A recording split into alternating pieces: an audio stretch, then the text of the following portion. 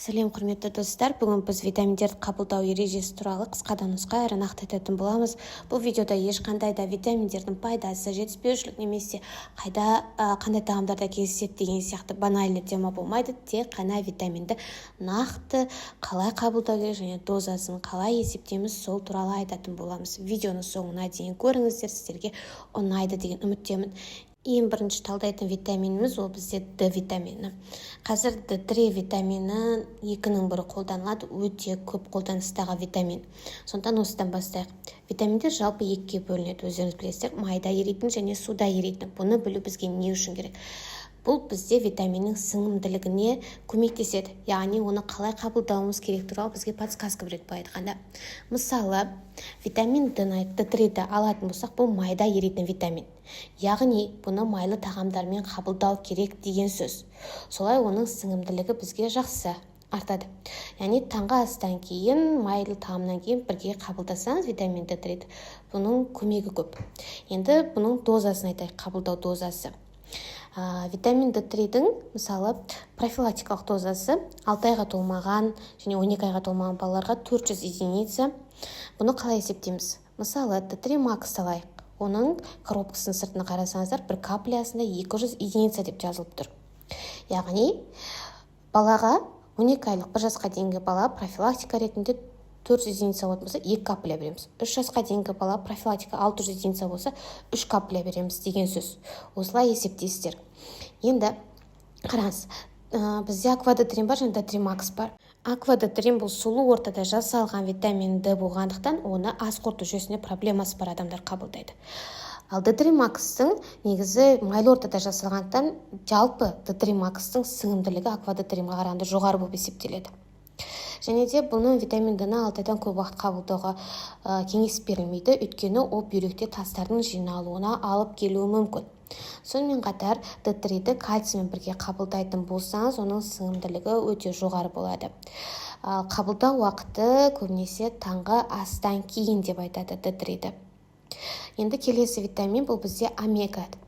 Омеганы қарасаңыздар жалпы осылай екі түрлі формада болады. APA және де DHA деп.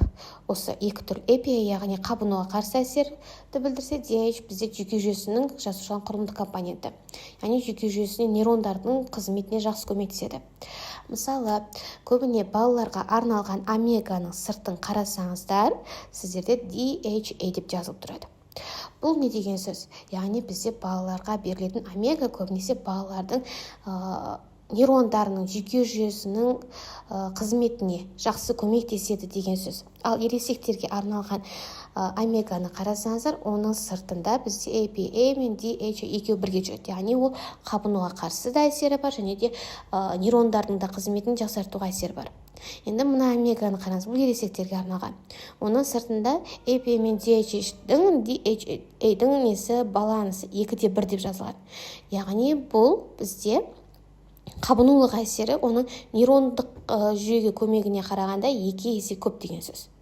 Бұл таблица бізде қалай қабылдау керектігі туралы жазылған. Мысалы қараңыз, D3-ді айтып кеттік, таңғы астан кейін және де кальциймен бірге қабылдаса сіңімділік жоғары болады. Яғни ол таңғы астан кейін, мысалы сіз қандай да бір кусок май жесеңіз, витамин D3-ді қабылдасаңыз, оның сіңімділігі өте жоғары болады.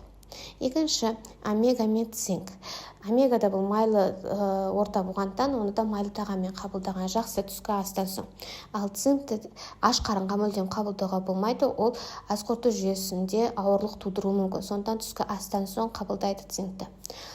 Темір бұл аш қарынға немесе тамақтан соң 1 сағаттан кейін қабылдау керек және мүмкін болса 1 стакан сумен бірге қабылдау керек. Кальцийді кез келген тамақ уақытында қабылдауға болады. Бұл тамақпен бірге сіңіп кете береді.